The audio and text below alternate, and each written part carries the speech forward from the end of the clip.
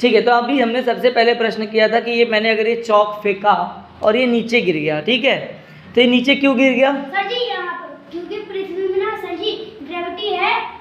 Very good. वो गिर जाता है, नहीं तो नहीं गिरता। तो ग्रेविटी क्या होती है दीपांश? हाँ बोलो। ग्रेविटी जिसको गुरुत्वाकर्षण बल बोलते हैं। ग्रेविटी को क्या कहते हैं?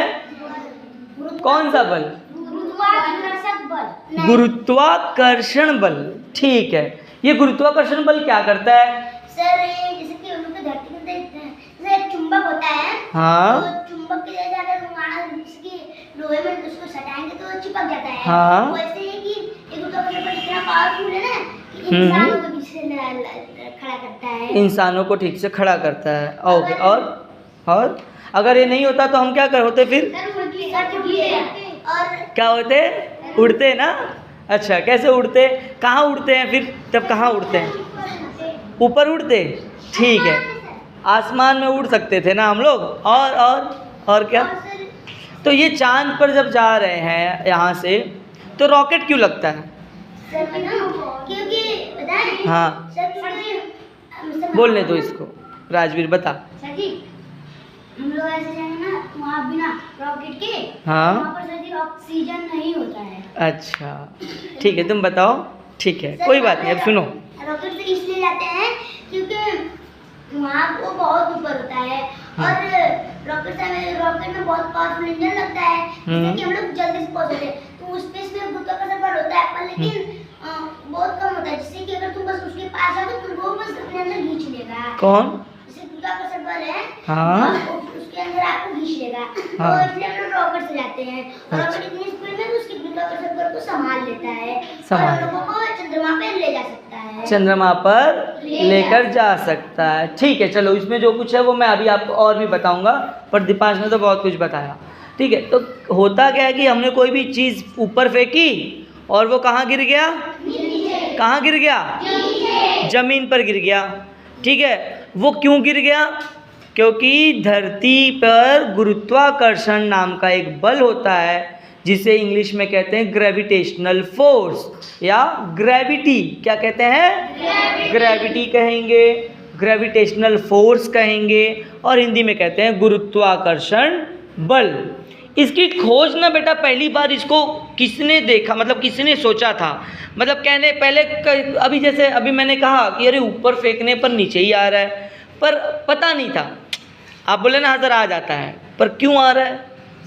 इसके बारे में सबसे पहले किसने सोचा था? बताओ। नाम नहीं पता पर उसके बारे में भी बता। हाँ बताओ, क्या था? एक लड़का था ना तो स्कूल में पढ़ता था, वो शरारती था। हाँ। लेकिन उस दिन उसके स्कूल में आम का अरे उसका सेब का पेड़ था। वो सेब के पेड़ के नीचे बैठकर कुछ सोच रहा था। नहीं, सो रहा था।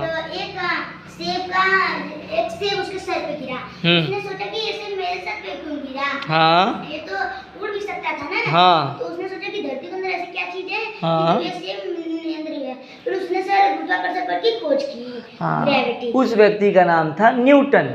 न्यूटन। क्या नाम था? न्यूटन। न्यूटन बहुत ही बड़े महान वैज्ञानिक थे, और न्यूटन ने सबसे पहली बार आइडेंटिफाई किया कि यार ये चीज़ जो ऊपर से नीचे गिरी, तो नीचे ही क्यों गिरी, ऊपर क्यों नहीं गई, है ना? चलो ठीक है।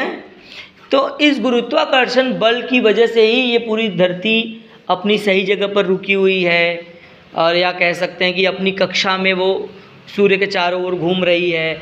हम इस पर ठीक ठाक खड़े हैं, हम एक दूसरे से मतलब कहीं गिरते पड़ते नहीं हैं।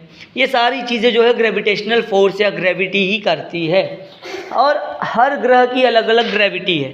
जैसे कि दीपांश ने कहा कि हम चांद पर जाएंगे तो चांद पर चल नहीं पाते हैं, चांद पर हम लोग कूदते हैं। क्यों कूदते हैं पता है किसी को? हम चल नहीं सकते, कूदा। गुरुत्वाकर्षण बल नहीं होता है। अच्छा, समझा? वहाँ पे इसलिए नहीं चल पाते क्योंकि अगर हम लोग वहाँ पे चढ़ेंगे तो लड़खड़ाते। क्यों? क्योंकि सर वहाँ पर नहीं है और